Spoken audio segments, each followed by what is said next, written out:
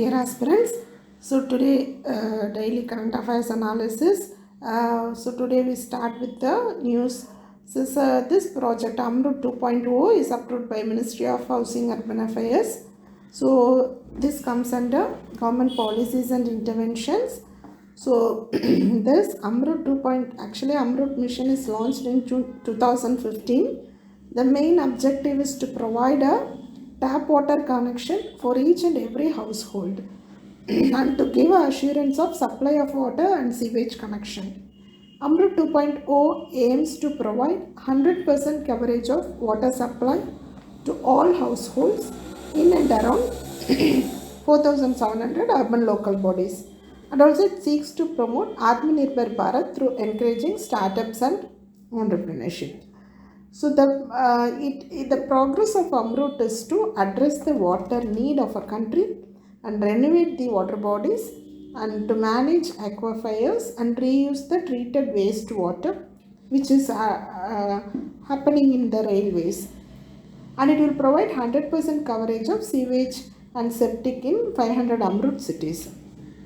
Okay, so that if we do the recycling and reuse of wastewater, it is estimated that 20% of total water needs of the city's demand will cater that.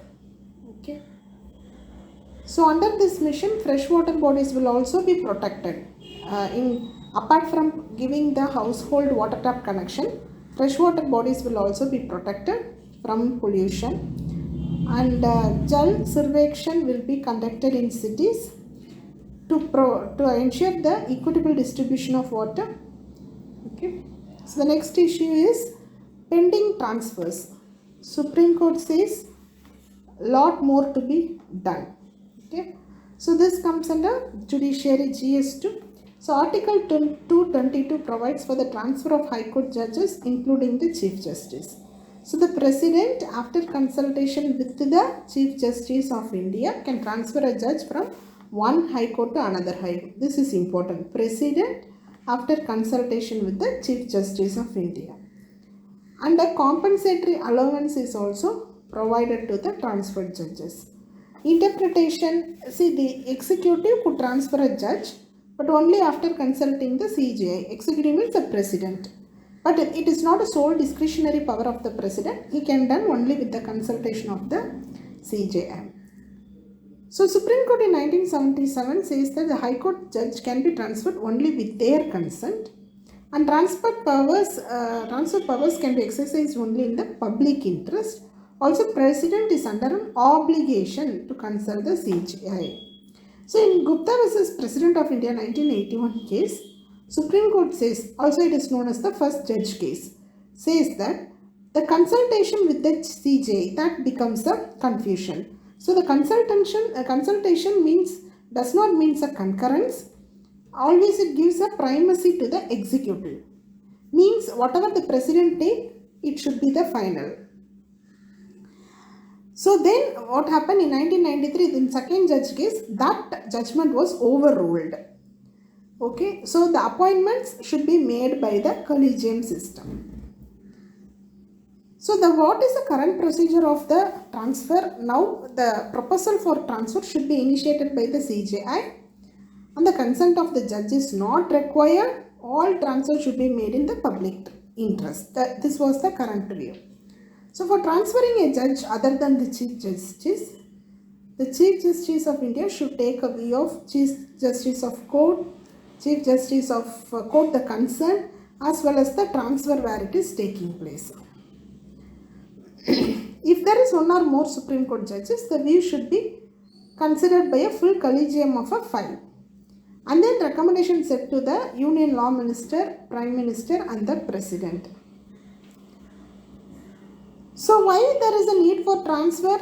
Because to exchange the talent, to prevent the emergence of local grouping in judiciary, and also 1/3 of the composition in every High Court should have judges from other states. That is a mandatory requirement.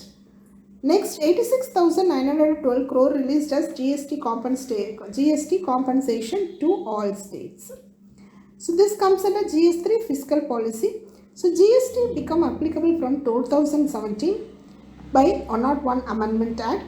With GST, the large number of central and state indirect taxes are merged into a unified tax. So GST should generate actually more revenue according to the act.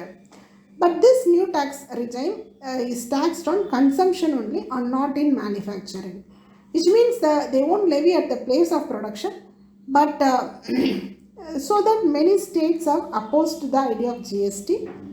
So that the union government says that they will provide a compensation to move to the idea of GST. Center also promised that compensation if there is any shortfall occur in tax revenue due to the GST implementation. So this promise were convinced in large number of states so that this came into the scenario.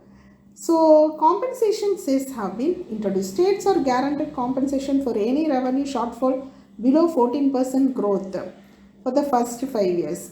And GST compensation is paid out of compensation cess every 2 months. The compensation cess was specified by the GST Act 2017. So all the taxpayers except those who export specific goods and those who opted for GST compensation scheme are liable to collect and remit this GST compensation cess. And there is a compensation cess fund.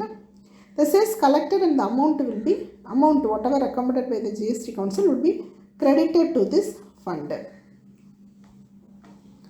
So GST was introduced in 101 Constitution Amendment Act, one of the biggest indirect tax reforms in the country, and the slogan is One Nation, One Tax, and it subsumed many indirect taxes.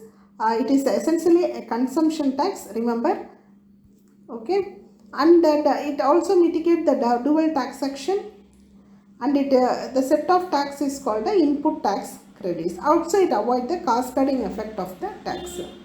Okay, so that's all about today's news. Thank you.